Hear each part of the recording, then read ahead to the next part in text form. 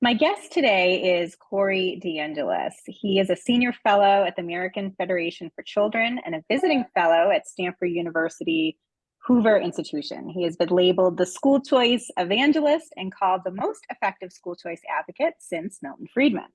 Corey is a regular on Fox News and frequently appears in the Wall Street Journal. He is also the executive director at Educational Freedom Institute, a senior fellow at Reason Foundation, an adjunct scholar at the Cato Institute, and a board member at Liberty Justice Center. Corey holds a PhD in education policy from the University of Arkansas. Beyond all of that, Corey is the author of the brand new book, The Parent Revolution: Rescuing Your Kids from the Radicals Ruining Our Schools. That's in bookstores this week. Corey DeAngelis, welcome to the Liberated Podcast. Hey, thank you so much for having me, Carrie. It's good talking to you again. It's great to have you here. I'm excited for the book launch and thrilled to have you share a little bit more about the book with my audience. So I wonder if we could start, Corey, with what motivated you to write this book? Well, I actually have a dedication I'll read to you real quick, Carrie. I'll read it right now. It's to the teachers unions. To Randy Weingarten and the teachers unions, you're doing more to advance freedom and education than anyone could have ever imagined. Thank you for overplaying your hand, showing your true colors, and sparking the parent revolution. America's beyond grateful. I actually sent Randy Weingarten a copy of the book signed for thanking for her for overplaying her hand and waking up parents. But the reason I wrote the book was really to illustrate how far we've come on the issue of school choice in a very short amount of time. I wish Milton Friedman were alive today to see his ideas finally coming to fruition. Before 2021, we had 0 states with universal school choice. Now we have 11, with Alabama being the latest, and there are more states coming. Louisiana just passed through their House by a vote of 72 to 32, supermajority vote, with 20% of the Democrats voting for it too, for all families being eligible to take their kids' education dollars to the public, private, charter, or homeschool that works best for them. And the great part about the story is it's the teachers union's own fault for stepping in it over and over and over again. They lobbied the CDC to make it more difficult to reopen schools in person. Randy Weingarten's union was threatening strikes in 2020 over reopening schools.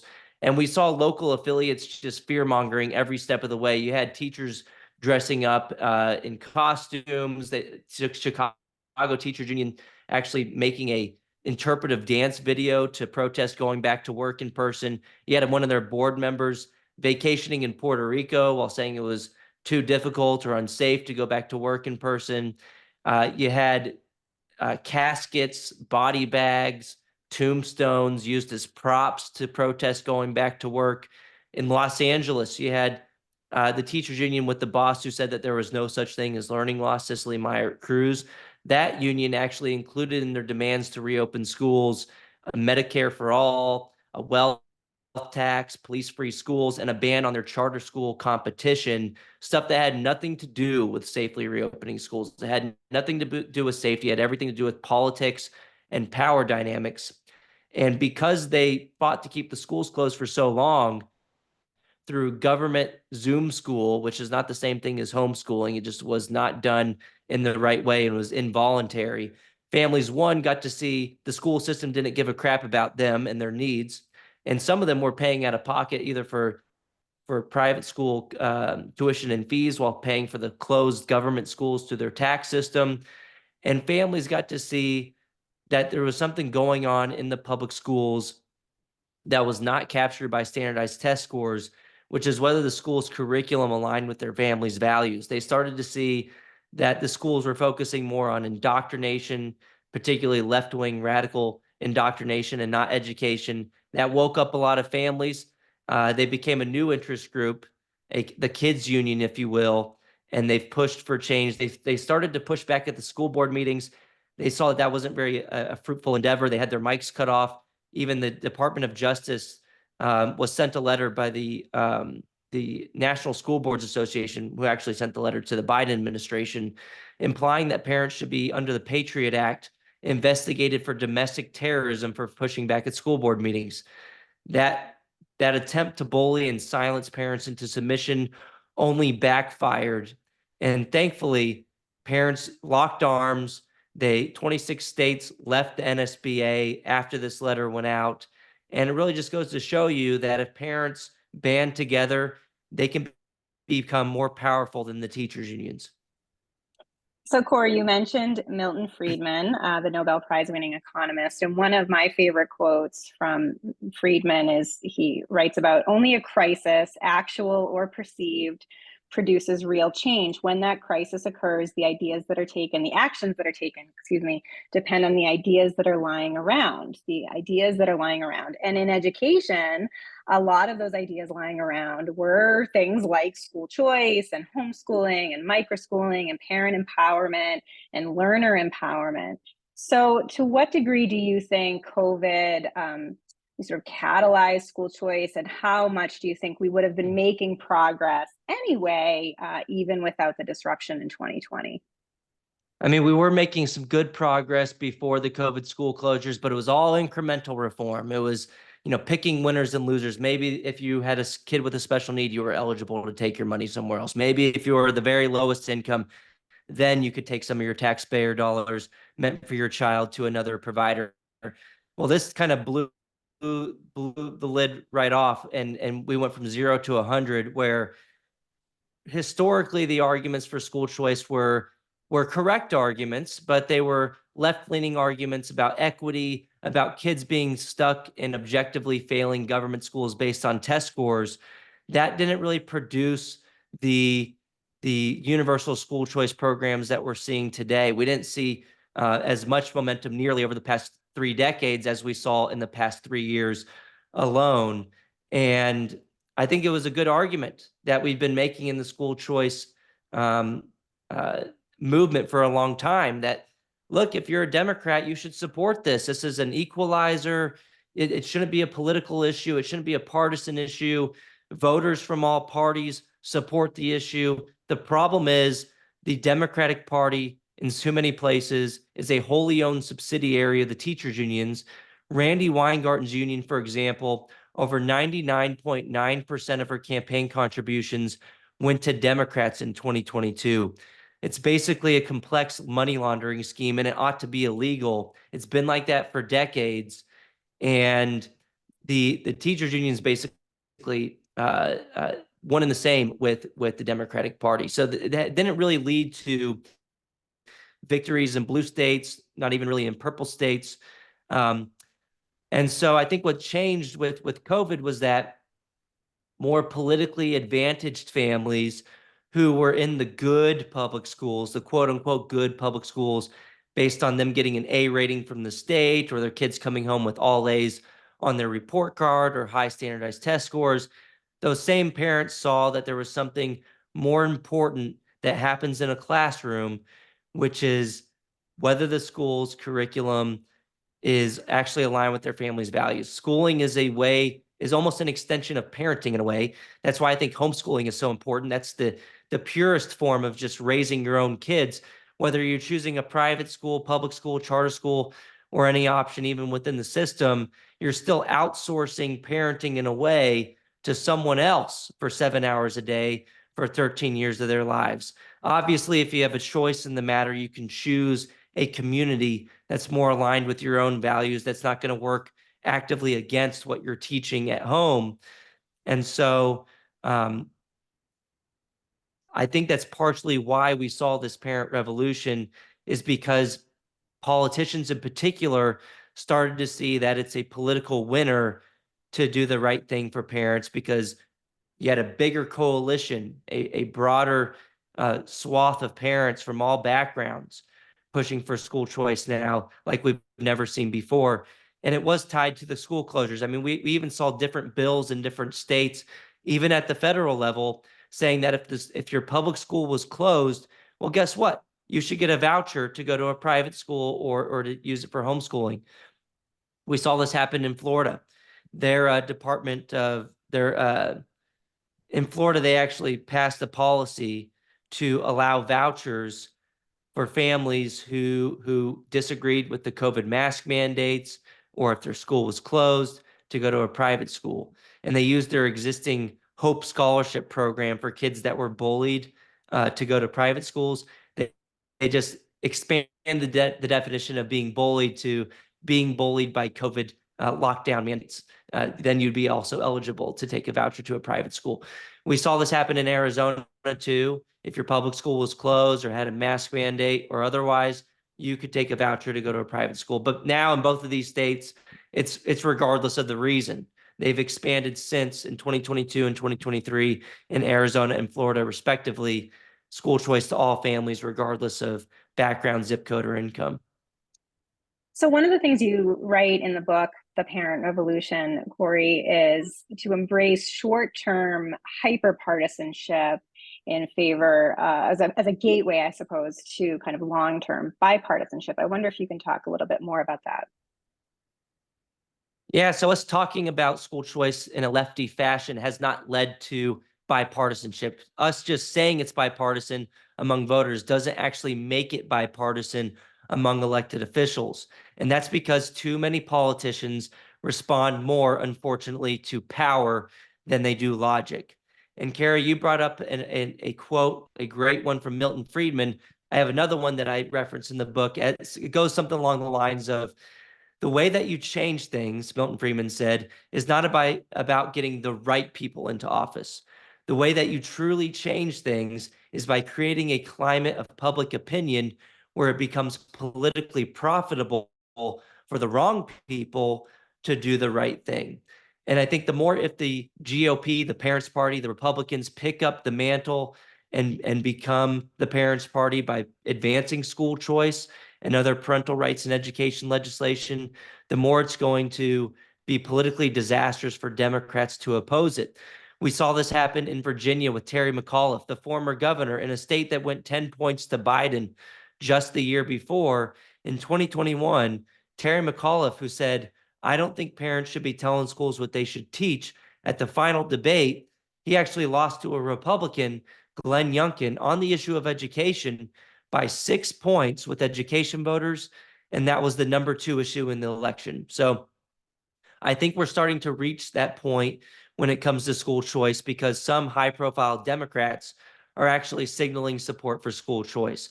We saw this in Pennsylvania, where Josh Shapiro, the attorney general, when he was running for his election in 2022, he was up by double digits in the polls. And even then, he put in his education platform support for private school choice. And even last year on Fox News in 2023, he even went on TV on a conservative outlet and reiterated his support for private school choice. Now, some people might say, oh, he didn't have a true change of heart. He was just reading the polls. But the reason doesn't really matter. The fact is, the fact that we have high-profile Democrats who are leading in the polls feeling compelled to support school choice publicly is good news for families in the end, and it leaves me hopeful that we'll have long-term bipartisan support for school choice. This also happened with Governor J.B. Pritzker in Illinois. He answered a candidate survey in 2022, right before the election, saying he would support the same private school choice program that he vowed to eliminate back in when he was running for governor in 2017. So whatever the reason, this is good news that it's become so politically beneficial, and that the political winds are shifting towards school choice so much that you have Republicans and Democrats trying to outmaneuver each other to say that they're school choice supporters. And this has been such a change recently that we've even had Democrats losing sitting legislators on the issue of school choice. This happened in North Carolina with Tricia Cotham. This happened in Georgia with Misha Maynor, both Democrats in 2023. They actually left the Democrat Party, joined the GOP, the Republican Party, as sitting legislators on the issue of school choice. So if Democrats aren't careful, if they keep listening too much to the adults union, the teachers union, and they keep forgetting about the kids union, the parents, well, they're going to lose their seats, and they might even lose some sitting legislators, not just voters, on the issue. Well, it is good news to hear that bipartisanship is making some headway. I guess one of my concerns, Corey, and I'd be curious of your thoughts on this, in thinking about the last 4 years of hyperpartisanship with passing school choice. And of course, you and I have long been school choice advocates, enabling education funding to follow families, as you say, school system, students, not systems.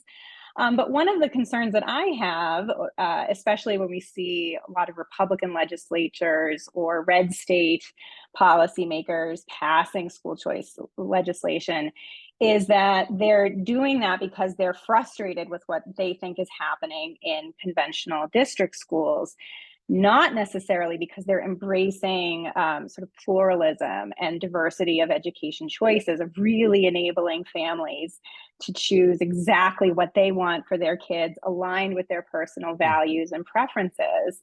And so I guess one of my fears, or one of the things that I think of as potentially the biggest threat to all of these gains in school choice, really comes from conservatives. I worry that once they realize that these universal school choice programs that they have implemented will go to families who are choosing programs that are, quite progressive or quite left leaning. And I focus on many of those, micro schools and learning pods and homeschooling collaboratives in my podcast and in my article, sort of showing the diversity of ideological options available to families. So I guess I just worry about being so hyper partisan. Is that sustainable, or do you think that shouldn't be a threat to be concerned about? I mean, I don't think it's a big threat. Look, it's a good problem to have concerns about, what things might look like in the future, but we haven't seen these same conservatives using the same rhetoric, pushing to outlaw private sector, schools that teach CRT or schools that teach any other left-leaning agenda. So I think what we have seen is they've pushed separate bills that I think are unenforceable, really, the bans on CRT and other ideology in the public schools. And I would say that I would agree with you that this is school choice is the better solution. The problem isn't necessarily the curriculum per se. It's being stuck in a one-size-fits-all system that by definition is never going to work. It's never going to meet the needs of individual families who just disagree about how they want to raise their children. So, I mean, I haven't seen evidence of this in the red states. We've had school choice in over, majority of states in a more limited fashion for decades, in red states and some purplish or bluish states in some cases too. And we haven't seen that happen in the deeper red states. What we have seen is videos from Accuracy and Media that have come out in the red states that have banned CRT, for example, where the public school administrators are still saying that they're going to do it anyway. They'll just call it social emotional learning. They'll call it mental health services. So a lot of these top-down regulations are unenforceable anyway.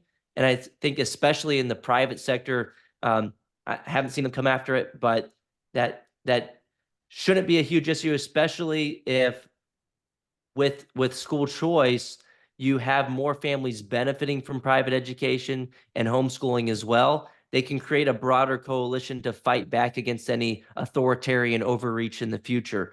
So this could happen with or without a school choice program. You could be in a red state where they say, hey, yeah, we're banning CRT in public schools. Let's just ban it in private schools too, because they might say it's an evil ideology. It doesn't require a school choice program for them to do so.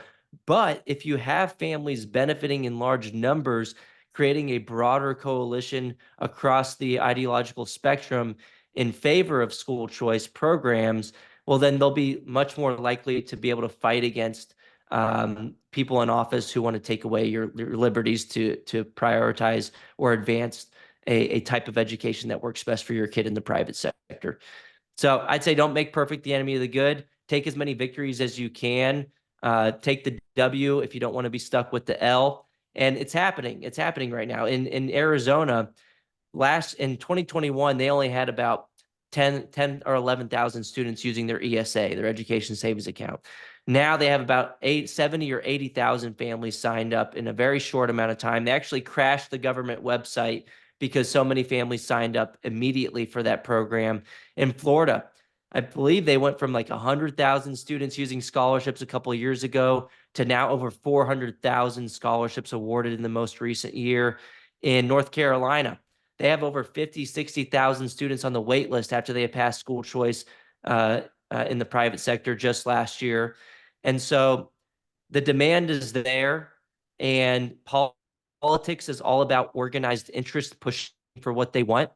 Well, guess what? The private sector is more likely to get what they want if they have a broader coalition standing behind them for their right to educate their kids as they see fit.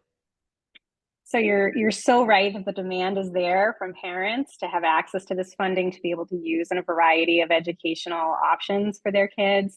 I don't think the supply is quite there yet, which is certainly why what I care most about is sort of activating these education entrepreneurs who are building the new learning models that can be available to parents. Where do you see this movement going, Corey, in kind of the combination of supply and demand and the creation of hopefully a truly decentralized free market in education options over the coming years?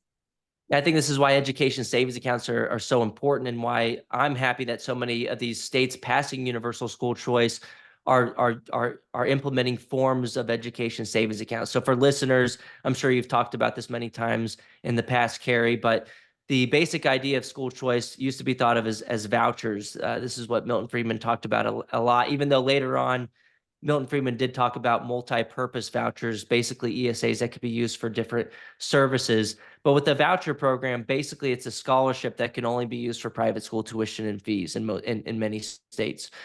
But with education account, that funding that would have followed you to the government school, you could still take it there. If you like your public school, you can keep your public school, but for real this time, and like with your doctor. But if not, if you don't like that institution that you're assigned to, you could take a portion of that funding to an education savings account directed by the family, and you could use it for private school tuition and fees if you want. It could be a traditional brick and mortar private school, but if not, you can direct that funding to any approved private education provider, including micro schools, homeschool curriculum, special needs educational therapies, textbooks, and so on and so forth. And so supply is much more likely to meet that demand if you have multiple uses of the funding. You won't have to create a new brick and mortar school, which could have high costs associated with entering the market. So we should also be wary of regulations. There are some people who want to regulate school choice, and some people, I don't think they've been very successful in doing so.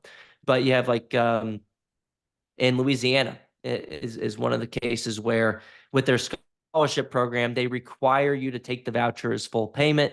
They require you to surrender your admissions processes over to the state, basically using a random admissions process. And they also require you to take the state test, which a lot of schools don't want to do. And so what we found in the first evaluation of that program in the first year in Louisiana, only a third of the private schools even participated. So 2/3 said, nope, no, thank you. I want my autonomy. I have a product that's already working. And it tended to be the higher quality schools based on demand and other metrics of quality that said, nope, I'm not gonna change my product for the funding. So I would say that's still a step in the right direction. I'd still rather families and schools have that choice, even if it's regulated to a degree that I don't like. Families should still be able to make that cost benefit decision for their own kids. But that just goes to show you how the unintended consequences associated with regulating school choice, the regulators will always say, we're doing this because we want to make high quality options available for families. Well, one, quality is multidimensional, and it's up to the individual family. And a high quality, quote unquote, school that is good for, a majority of the kids that are there might not be the right fit for a family who may want a religious education, or may want an education that takes a different kind of test, or just has a different type of curriculum altogether, or maybe it's just a safer environment for their kid, or where they're not getting bullied every day. So there's a lot of different factors that go into the decision-making process of families, and that's why the job of the regulator, I would say, is almost impossible. And even if we assume benevolent regulators, which a lot of the regulators are not benevolent, and they just try to regulate the government school monopolies competition out of existence, even if they're benevolent and trying to create better options, the regulation often doesn't lead to those better options. It just leads to fewer options available to families. And at the end of the day, parents know their kids' education needs more than bureaucrats sitting in offices hundreds of miles away. And parents have more of an incentive to get the decision right for their own kids than politicians and bureaucrats. So we should let them decide. Obviously, we should have very light touch, accountability metrics, including making sure the funding is used for education in a broad sense. I would say, look, the teachers in the public schools get coffee makers. Why not allow that for the education savings accounts? But I also understand that things have to be politically permissible. These are things going through processes that are funded by taxpayers. So an audit is something that I would be okay with, making sure that the funds aren't fraudulently spent, and to get that number as low as possible, and to hold people accountable if they break the rules within the confines of the system. So, Carrie, I think we agree here that it should be as lightly regulated as possible, and that will lead to a more robust supply side response. And even without education savings accounts in places like Florida, Step Up for Students put out data on this that I wrote about in the Wall Street Journal in an article called "The Little Red Schoolhouse Could Do with a Little Competition." And the data that I shared there showed that in Florida, in the most rural counties, the number of private education providers doubled over the past decade or so. And that's even without an education savings account in rural areas. So I expect that, it's not always an immediate change, but if you have a bigger number of families benefiting from school choice, like we have with these universal school choice states, we will start to see, once the schools fill up, we'll also have expansions of existing schools and market entry as well. So great. Such good points there, Corey. I especially love the idea that quality is in the eye of the beholder. Quality is subjective, right? And parents are the best judges of quality in terms of their children's education. Like you said, that they might value things beyond test scores like safety or time outside, or how nurturing the teachers are, and a different kind of curriculum that might be more child-centered. So best to leave those decisions to parents and not to policymakers, and allow parents to be free to choose. So what is the best way for my listeners and viewers to get a hold of your new book, The Parent Revolution? Yeah, you can order it basically everywhere. I would just Google The Parent Revolution and it'll pop up, but you can get it on Amazon, Walmart, Target, basically everywhere. Books A Million, Barnes and Noble. I'm leaving a bunch of them out, but the best way really is you can go to my Twitter at DeAngelis Corey. The link is right there in my bio. It's also on my other social media accounts, but at DeAngelis Corey on Twitter, now X, or just Google it, The Parent Revolution. And I also have different proposals for how to improve the public school system as well. A lot of people might say, oh, well, what if my state doesn't have school choice yet? So it also has different ways where you could push for policies that make it more likely that the kids union, the parents, will win against the teachers union. Again, it's The Parent Revolution. You can find it basically anywhere. Corey DeAngelis, best wishes with the book launch, and thank you so much for being on the Liberated podcast. Thank you so much, Carrie.